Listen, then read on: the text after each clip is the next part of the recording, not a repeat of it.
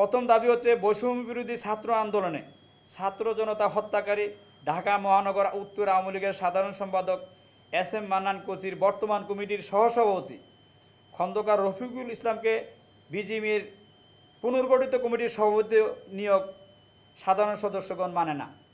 অবিলম্বে তার নিয়োগ বাতিল ও পরিচালনা পর্ষদকে ভেঙে দিতে হবে। নাম্বার 2, সদস্যদের সাথে আলোচনা করে দলীয় প্রভাব মুক্ত 20 সদস্যের একটি অন্তর্বর্তীকালীন পরিচালনা বোর্ড গঠন করতে হবে।